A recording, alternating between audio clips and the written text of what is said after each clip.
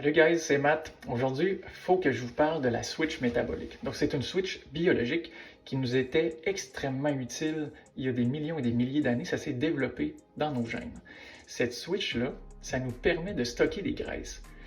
Et ça nous a évidemment permis de résister quand il y avait des hivers qui étaient très longs, des hivers difficiles, quand il y avait la famine.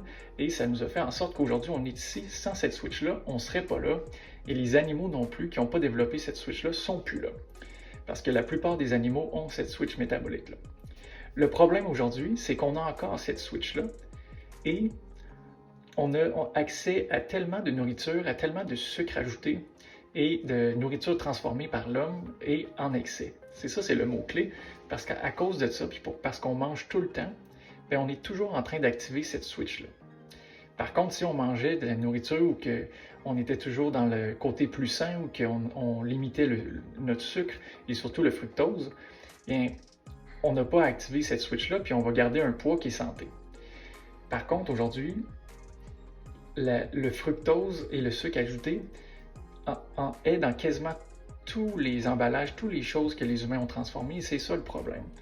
Donc, fais juste regarder les boîtes de jus. Souvent, quand je parle ou une canne de soda, on a assez de sucre là-dedans pour stimuler cette switch-là.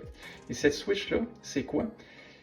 Il faut comprendre comment que quand on mange, on va prendre l'énergie et on va en créer. Et on va pouvoir fonctionner comme à la normale et nos cellules, notre corps, nos bactéries vont faire ce qu'ils ont à faire.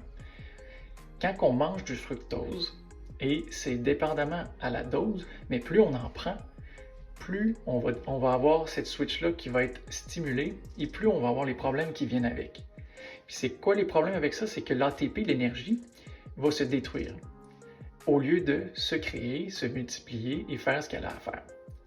Alors là, qu'est-ce qui se passe? C'est que dans la destruction de l'ATP, donc de l'énergie, il y a de l'acide urique qui se crée. Et c'est avec l'acide urique, c'est un des ennemis publics numéro 1, parce que quand on a l'acide urique en excès, au-dessus d'une certaine norme, bien évidemment, l'extrême de l'acide urique, ça va être la maladie de la goutte, mais même si elle n'est pas en extrême, puis elle reste dans une dose qui est quand même élevée, c'est là c'est là que la switch va rester. On va rester dans un système métabolique avec une batterie plus faible que normale. Donc, on peut comprendre comment que ça peut être difficile à gérer par la suite parce que si on est toujours en train de manger en excès ou avoir une mauvaise alimentation avec du fast-food, etc., avec du sucre ajouté qu'on mange à tous les repas, c'est sûr qu'on va être fatigué, puis on va toujours être en train de vouloir manger plus pour avoir plus d'énergie, mais finalement, on fait l'effet contraire. Donc, c'est une boucle qui est quand même vicieuse et il faut juste, je pense, comprendre comment ça fonctionne et c'est pas si compliqué dans le fond, c'est juste d'être informé. Bien, je pense que c'est un peu ça le but de mon podcast aujourd'hui. Plus je fais des vidéos, plus je me rends compte que c'est seulement de l'information comme ça qui est pertinente que je veux partager pour qu'on puisse tout simplement prévenir puis changer les habitudes facilement. Donc là-dessus, je vous souhaite une superbe journée et on se revoit à la prochaine.